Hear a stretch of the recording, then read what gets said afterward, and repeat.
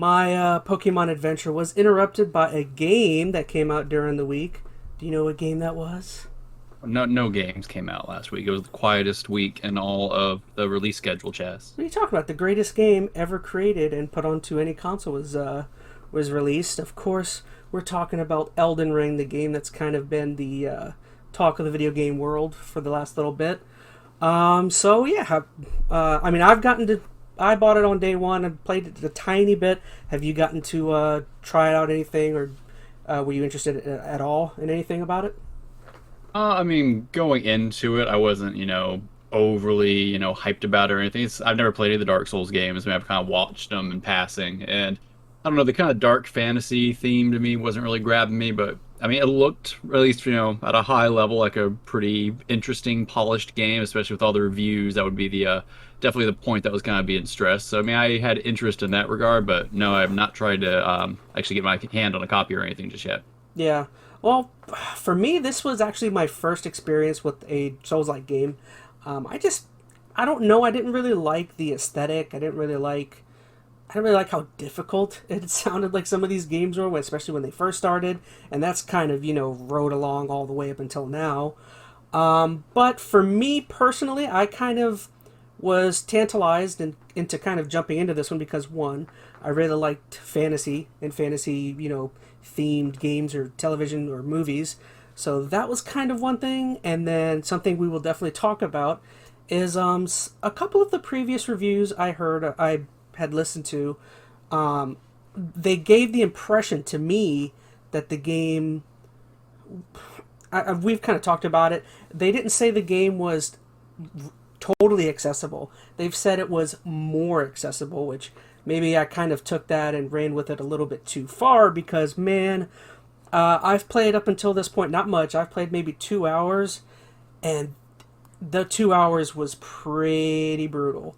Like, I was kind of getting knocked all around the place, and I don't know, it was kind of jarring for a first experience of a franchise, and it kind of pushed me back into Pokemon for a little bit. But, Well, or so good. question. I didn't watch your whole stream. I mean, I kind of popped into bits and Mm-hmm. pieces when I saw you were trying to test it out. I saw you get slammed towards the end with Yeah. that bridge boss or whatever. But Mm-hmm. did you do any kind of like exploration in the area? Or did you kind of feel like you just went from like point A to point B kind of style play? I was gonna mention that. I feel like I went and did the very first campaign-oriented story mode-based mission. Hmm. So I figured like normally I would probably start exploring first, but I was just like, and when you first opening a game, you want to play like a certain amount of story-based stuff just to kind of Hmm. get I don't know, kind of get enthralled, kind of surround yourself into what's going on with the story. Actually, this B-roll right here is showing the guy. Yeah, I see. But yeah, like, just like I said, I kind of wanted to venture a little bit before going and exploring, Hmm. but no, man, this guy's like the first big boss I'd faced, and I even had help from whatever like AI companion or whatever, and it was not fun. But I have a feeling you're supposed to probably go out and adventure and do other things, but I didn't feel like the game explained to me how leveling up or how exploring benefits you or Right. makes you stronger anyways. Well, it's Like, a tricky thing. I have not played any of the Souls-like games, so I'm not sure if maybe some of that, the way they kind of, aren't real clear with, how certain systems work and whatnot, if that's just kind of a standard for the series, or if that's something new in, Elden Ring specifically. So it's hard for me to give, like a real educated opinion on it. But I mean, from my understanding, at least from listening to the reviews, because I mean, I like kind of seeing what everybody's feelings were. And for those who were praising the game, but clouding it as being a more accessible title.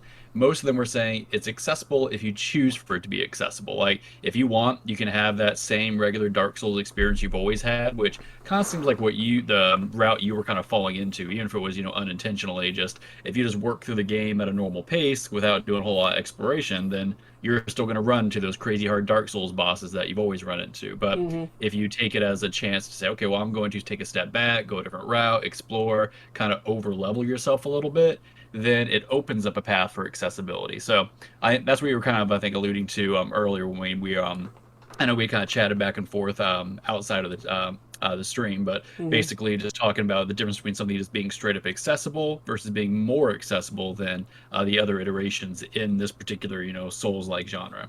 Yeah, and once again, a big problem with me is, as you were saying, like, a big problem with me is that the game. I think the game wholly depends on your previous experiences with the franchise, as you said. There's really not that much explanation as to how do you do anything. Like I've said it, but like the parrying system, I have a feeling that's probably the most important aspect of battling within the game and the combat. And I feel like all it did is there's a short little section in a cave where it's just like, this is parry, press this trigger, and like that was it. It doesn't explain like the timing. It doesn't explain that different enemies have different, like, or you have to parry them in different ways. It just says, Mhm. this is parry. And then yeah, again, back to the leveling up, like you go into your numbers and there's just like, fantasy or role playing based things that are like stamina, strength, and all that stuff. But it's like, how do you level up any of that stuff? Is it that stuff that you drop whenever you die? Is that the importance of going back and picking up that thing that Mhm. it takes your place when you die? I'm assuming that's the case. And then if that is the case, you die so frequently. I mean, that just seemed it annoyed the heck out of me knowing that I'd have to, every time I died, which is a game solely based on dying pretty much. Like it kind of frustrated me at first just to know, okay, I don't know, you know what I mean? Yeah, no, I get you. I mean, I can understand certainly your frustration if you feel like, a certain game mechanic isn't explained well to you. I guess the question that's kind of raised is just in general is, the question of difficulty in a game. Like, should a game be this hard? What's making it this hard? And you probably have different feelings on it than maybe I will, but I think there's different kind of ways that, a game is difficult. Like, there are definitely like the difficulty mechanics coming from like boss encounters that are clearly designed to be challenging, Mm-hmm. and then you have difficulty that I think maybe is intentional, but maybe at the same time isn't, like things like really kind of obtuse menus and hidden features or unexplained mechanics. Like that adds a level of difficulty, even though it's not like a direct gameplay mechanic. Just that lack of information makes everything else more difficult. Well, So oh, I was just gonna say, like you were saying, I 100%, like, I don't feel like it's difficult unintentionally. I do feel like there is intent and there is ways of probably getting about that. I just like I don't I just didn't, from what I had played, I just didn't necessarily like how it went about its like difficulty. Like I had mhm. mentioned, or I had mentioned to you off chat about how, like, about animations, block, like literally, if you want to heal yourself, you like healing your, like, you can't just back out of healing yourself or attacking. Like once you hit a button, the animation follows through, and there's no like backing out, and you get like left wide open for like so Yeah, many. I think part of that though might be, as you were saying, it's a deliberate thing, like the way those mechanics play out and like how those animations, kind of, Mm-hmm. It's roll into one 100% another. deliberate. Oh yeah, I agree with you. Right. So it's part of the style of play that you're supposed to learn and evolve from. And that's why I think, I would imagine the core following these kind of games, they enjoy that because it's a learning experience. They learn the systems, the flow of things, and they figure out the boss encounters. And there's a, feeling of achievement and success when they, master that particular combat skill and is able to take down a certain boss or, Mm-hmm. activity in the game. So I know you had mentioned that you felt like this game probably should have had other difficulty modes, and I've heard some people drop that suggestion as well. I mean, do you still feel that way, or do you feel like the game should be fine as it is? I I mean, kind of thinking about it, I feel like in a way it should, I would think that would be excusable if the game did a better job of explaining things. Once Mhm. again, like, there's really not that much of a tutorial. There's one basic part when the game first starts where it says jump down into this hole, and you jump down in this hole and you face like five enemies, and they're like kind of just basic, fodder enemies. They're not like bosses or nothing. Like most games, whenever you enter a tutorial level, it'll throw you up against like either multiple enemies or one big boss, like a big entry level boss. Mhm. And as the enemy, attacks you, it'll say, okay, press this to do this or press this to do that, and like I don't know. I felt like I just didn't feel like it. Maybe it, I already forget. Maybe it did do that, but for whatever reason, for me, it just none of it really stuck. I don't know. Mm. I don't know. It's as I haven't played it and I didn't watch your stream enough to I think have a good Mm-hmm. perspective on it. Because I could agree. Like, I mean, there's definitely something to be said for having a game that isn't going to hold your hand the entire time. I think too many open world games do that, and it takes a lot of the player agency away, and they don't. I mean, when you feel like you're being led by the nose through an entire game, that definitely takes some of the excitement of exploring and discovering things out. But at the same time, if they're not explaining core systems of the game that you're going to need to utilize, during combat and exploration, then that, I mean, it may still be a deliberate design choice, but I guess you could argue that that's more of a, I don't know, I don't want to say objectively poor design choice because I Mm-hmm. mean objectively is hard to qualify, but might be something that may not appeal well to a vast majority of people. In general, though, like I don't know, I've heard that suggestion of we should just have an easy mode dropped in it, and I just inherently don't agree with that. Like I don't think when a I don't think a developer should be made to do that though. I feel like if they have an artistic like view, they right, should whether I like it or not, they should go through with if their viewpoint is that they don't want a game to have easy, then don't do it. But don't expect me to right. like the maybe people like minded like me. Don't expect us to like get into all of your games. Sorry, good. Yeah, I think that's my thing. Like, games are not meant for everybody. I think there's been this push over the past few years that all games should be accessible to everybody. I think there is one thing if you're thinking about, like, disability accessibility, then yes, I think you should try to accommodate that. But when it's just, oh, I'm not good enough at a game, I think the game should be easier, well, then I'm not sure if I quite, follow that particular motivation. I mean, some games are, catered around having multiple difficulties and letting, different people experience it different ways. But a game like this, these Souls-like games, a core of this design philosophy is to have a challenge, some level of difficulty that maybe not everybody's going to be able to, actually have the skill level to accomplish. And I Mm-hmm. think that's okay. Like, for that core group who really enjoys to get their butt kicked while playing a game, good for them. They get to go run through and have that feeling of satisfaction that they were able to accomplish it.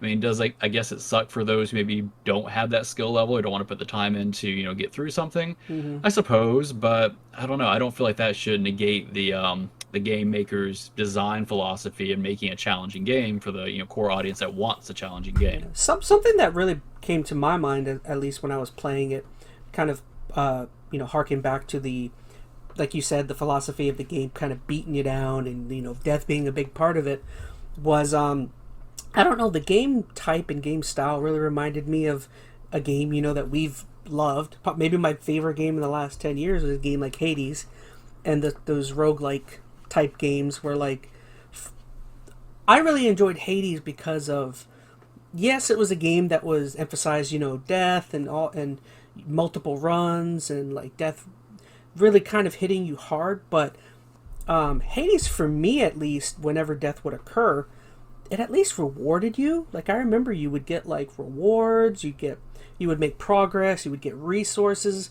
other things Yeah, that were gained through death. but that's not what this game is. Like they're two completely different genres. Like okay, yes, you die a lot, but I'm just the comparing reason them. for Yeah. dying, I think it's a tricky thing to compare though, because Hades. Okay, so death is expected on both of these, but Mm-hmm. in Hades, death is a form of progression. That's the whole point of a roguelike kind of genre is you die, you improve, you move on. Souls-like games aren't, at least to my understanding, once again, I have not played any of them by any means in detail, but yes, you die, but it's not about, gaining something from death. They're not roguelikes. You don't do multiple runs of a Dark Souls. It is a run, and you just have to, you die a lot until you get good, essentially. I Mm-hmm. think what you gain from dying typically is knowledge. Like, you learn a boss a behavior or pattern. You just get a little bit better each time. Like, your satisfaction comes from slowly learning the boss's patterns and, abilities and being able to overcome those abilities. So, I mean, I get what you're saying, and granted, I love Hades. I mean, if I'm looking at these two games, it's definitely a game that personally I would take to a lot more, but I don't think that's a knock against something like Elden Ring or Dark Souls. Hades They is a both true have 10. depth, but treat it very differently. That's a true 10 out of 10. I said it. Oh, yeah, no, Hades is probably like my favorite game of the past like 3 years. So, but I would that's have to think a about it, but conversation. it it might be my favorite game in the last decade. But we won't. I won't go too far on Hades. Yeah, no, it's up there. that could be another conversation one day. But I don't know. I guess my thing is, even though I haven't played it, I haven't gone through the frustrations you have. Maybe I'd feel a little different. I was one get my butt whooped, but I think it's okay. This game is hard. I think the bigger Hmm. pushback it's getting now is you're right. A lot of reviewers were definitely very passionate about this game. They probably were fans of the series, so they were excited to play it, rated it very highly, and Speaking of, in let me their switch over. experience, they Okay, were, go on. clouding this as a more accessible game. I think people would have read into that differently. Hmm. I think what would have alleviated a lot of this, and something I really missed from like a few generations past, if there was just like a demo for this game, like a 2 hour demo you can download on Steam or Xbox or wherever, play up till that big, bridge boss that got your butt whooped, Hmm. and then make your decision there. You would know pretty quickly if this game's for you. And I mean, few games do that, unfortunately. I mean, Nintendo still puts out some demos for stuff. They just put out that Kirby demo recently, and people are jumping into that. But I wish that was a trend that would start coming back. Give people a chance to experience the game, at least a taste of it, and decide if it's for them or not. Then, if they don't like a review score, it's whatever. It's just a review. They get to experience it Hmm. for themselves. Well, speaking of review scores, I mean, I guess we can go ahead and dig just a tiny bit on it. But I kind of pulled up just a few things I want to talk about with some of the scoring. I mean, at least we're on at least Metacritic. So the PC Elden Ring score, though this one is the one that might be slightly altered because PC, from what I understand, had some major problems upon release. As far as I know, I think shoot, I forgot the name of the company. Oh, From Software. From what I understand, I think From Software has already said they will be releasing patches soon. So I figured we wouldn't go, too specific into what the problems were. But yeah, so I mean, it had problems, and as you can tell, this is probably the one that's been affected the most. With the user score, this one's been pretty bombed, I would say, with a 6.2 versus a 94 with the Metascore. Yeah, it was like a 97 or something, wasn't it? Yeah, so I mean, pretty unfortunate, right? I mean, nobody likes bombing review scores, at least with the users. Is that the primary reason that is being bombed is because of performance issues, or is it because I know the big pushback I've seen beyond just the performance stuff Hmm. is people don't agree this should have been the 10 out of 10 game that they were all, advertised as, and they're just all mad that they wasted money on a game that they're not enjoying. Is I didn't read the user scores, so I don't know if It you could actually be. I looked at mean, I one. haven't actually looked at them. I mean, I mean, we can go ahead and take a peek. Just look look at the negatives. Yeah, so So they're this talking about one. performance. Yeah. So this one's actually talking about. I don't want. I can expand that. Oh, I'm not going to read all that. So that one seems like a legitimate problem with the actual game. This one's more performance. This one seems to be fixed. So this is yeah. So that's more of PC version. Okay, so it seems like the majority of the scores that are bad here are bombing because of the performance. Yeah, it's really hard to say because I mean, I'm curious what the performance hits really stemmed from. Because I mean, I watched a few reviews when Elden Ring right before it came out for the day one patch. Like we watched was it Skill Ups and a I few others. believe, from what I understand, it's a lot of frame rate problems. At least But I even I heard guess the I'm Series curious. X has the same thing to an Right. extent. Well, I guess I'm curious where they're stemming from because I mean this is Oh, the oh. PC review, and we were I know in the Skill Up video they were talking about where he was saying his performance was excellent. Mm-hmm. So I'm curious if that was just maybe his rig was working out well for him, or if the day one patch made some issues.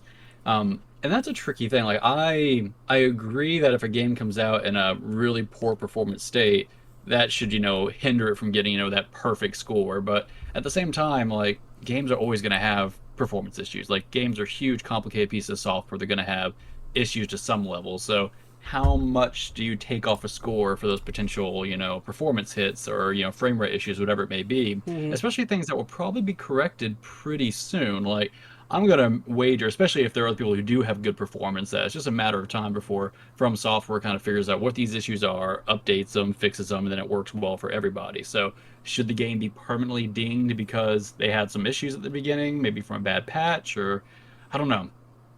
Like if this was like a Cyberpunk issue where like the entire game was broken, that's a different story. This seems like a game that just, they're encountering some issues. Maybe it's in a worse state than they anticipated for It'll whatever go up reason, over but time, but yeah, maybe initially their sales would be dinged, like you said, dinged a little bit from it. yeah, I don't know. I guess I'm just getting like a user score like that. Like I think it's pretty crappy that people are bombing it. Like give me it zeros. It's Yeah, that's clearly not not a game fair. that's a zero.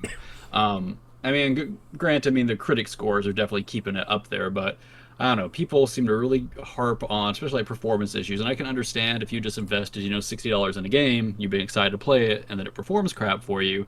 That's definitely going to, hit you where it hurts. But Hmm. I don't know. I'm also not a big fan of just review bombing in general because there are people who work hard on these games, and unless the game is legitimately a bad game, which by all intent accounts, from what I can tell, Elden Ring is not that. And even if you don't think it's the best game in the world, it is most definitely, or seems like a solid game for most people. So I don't know. I think that user score bombing is pretty unfortunate in this Hmm. situation. So back to it, I guess we'll just take a peek. The Series X scores are slightly higher, so a 6.9 and a 96. Once again, I feel like these are fairly low as well because from what I understand, Elden Ring was having some frame rate issues on Series Mhm. X. Granted, I don't think the discourse around this is anywhere near as bad as the PC version. By far, the highest rated is PS5. So PS5 definitely seems to maybe have the least amount of issues. I'm not sure, but yeah, 7.7. That's decent. Yeah, yeah. I mean, as I said, it seems like it's either people who are, unhappy that they bought a game that they're, not enjoying because it's harder than they thought, or it's people who just have poor performance. Which, don't get me wrong, valid criticisms. I'm not gonna say you're wrong for, not enjoying a game because you're having bad performance with it. That's completely fair. But I don't know. I don't think that should overly hinder the score of the game if we're looking at it that way. I mean, I don't know. It depends. I'm trying to have a good way to frame this. I just keep coming back to Cyberpunk. Like a game like that that's clearly broken. Yeah, I think you should be able to bomb that to your heart's content because clearly there was some shadiness going on there. The performance issues were more than just, frame rate drops. That game Mm-hmm. was just straight up not what they advertised. It doesn't seem that's the case for Elden Ring. Like for the most part, this is a solid game that is, unfortunately having some performance hits right now, but I think those are all things that will probably be resolved relatively soon. Granted, I might be eating my words if, it's in this state in like 2 or 3 months out and people are still having crappy issues with it, then Mm-hmm. that's a whole nother story, but I don't know. So, something else I did want to bring up is a lot of the people. I mean, I guess more particularly like people at IGN and some other YouTubers I notice. A lot of the same people that really like this game. I put this in the notes, but all of this very much reminds me of like a lot of the kind of dialogue or discourse that was happening. Remember back in the day with Resident Evil. It very much reminds me of Resident Evil, where like those games were kind of obtuse and very and kind of hard to play simply because of gameplay and kind of how puzzles and all of that stuff worked. Nothing was really explained. It was more like you kind of had to figure things out.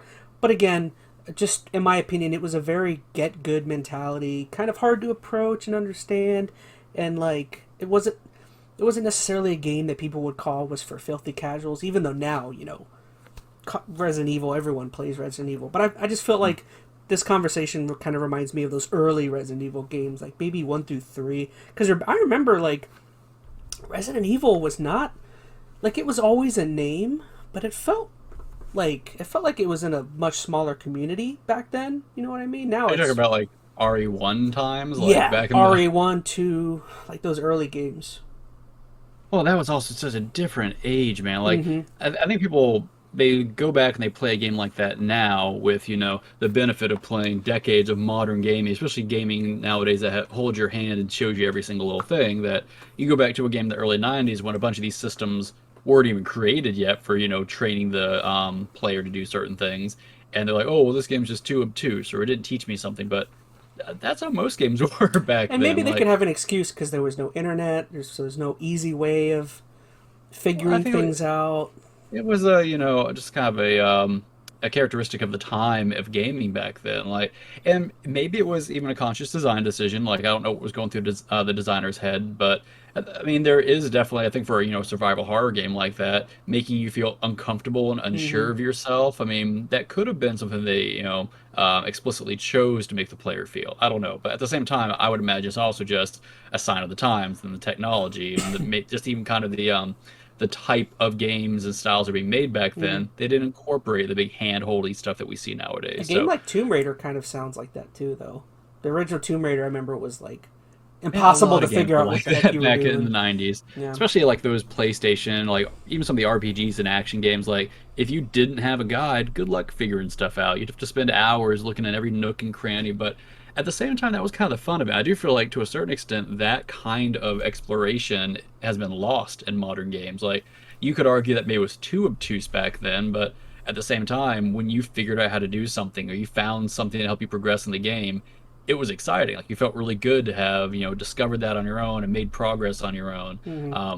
And nowadays, you don't always have that. And, games, you have markers all over the place. They tell you every single thing you have to do. Look at something like Arceus, right? You complained ad nauseum just how slow and tedious the beginning of the game was because they wanted to show you every single little thing. And, like, I think it would have been okay if they just didn't tell you some of that stuff and let you figure out a few That things on game's your actually own. a great compare and contrast to Elden Ring, where this game kind of doesn't really do much to show you that, but Arceus was just, like you said, like an hour and a half's worth of this is how you do And to this. be fair, I mean, I think it depends on what kind of gamer you are and what you want out of it. And this is where I'm ultimately kind of coming back to with this whole Elden Ring thing. Like, people are upset about the difficulty and obtuseness and whatever, but this game just might not be for you, and that's totally okay. I can No, understand it's feeling a fine. little disappointed because you might want to experience the game I'm not somehow, even looking but for a refund. I'm whatever, it's just, I Well, mean, that's all media though. Like, there are certain movies that I might want to, watch. Like, okay, so like for me, it's like horror movies, right?